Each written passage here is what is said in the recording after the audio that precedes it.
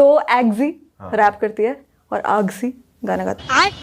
खुद तो बोल रहे थे कि होस्ट बन जाओ। क्या बात कर रहे हैं? अच्छा, उस होस्ट का तो इतना कुछ इन्वॉल्वमेंट ही नहीं।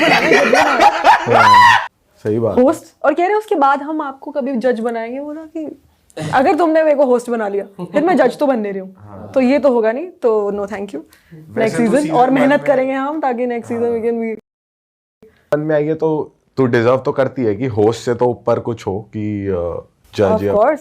सीजन 1 में आने से कोई फर्क नहीं पड़ता, depends on what kind of music that I am. DMC भी सीजन 1 में आई थी? नहीं, वो इंडिपेंडेंटली अपना काम कर रही है as far as I know. हाँ, अच्छा। वैसे लड़कियों को ऐसा बहुत हिप हॉप को लेके बहुत वो करा जाता है ना, क्या लड़कियां हिप हॉप कर पा रही हैं, ऐसे करके मीम्स डीएचएच ग्रुप्स पे और वैसे आ जाते हैं। और हाँ नहीं, पर उसने तो उसकी तो एक स्टेटमेंट को बहुत ज्यादा वायरल कर दिया था। और वैसे सोच के बोलना पड़ता है पॉडकास्ट में बहुत ज्यादा। बोला क्या था कि लड़कियां हिप हॉप कर पा रही हैं क्या, ऐसा कुछ।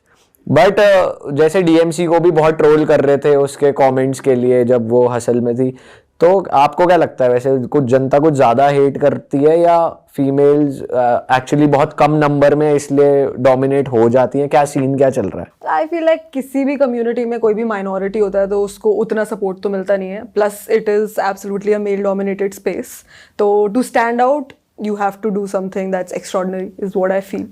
And if it's not up to the mark and if you're not breaking it despite the gender, well, I don't think a lot of people look at me as a female artist only, so I think it's talent mostly. 1-1.5 साल हो गया था मेरे को उससे पहले, तब मैं इंग्लिश में रैप करती थी। अच्छा। तो फिर उसके बाद हसल पे आके फिर प्लेटफॉर्म हो जाता है। हर आर्टिस्ट की शुरुआत इंग्लिश से ही होती है अक्सर। ये मैं देख रहा हूँ बिल्कुल सही। 9वीं 10वीं 11वीं में जो सुन रहा है एमिनेम को बैठ के, उसको करना खुद भी इंग्लिश में ही है।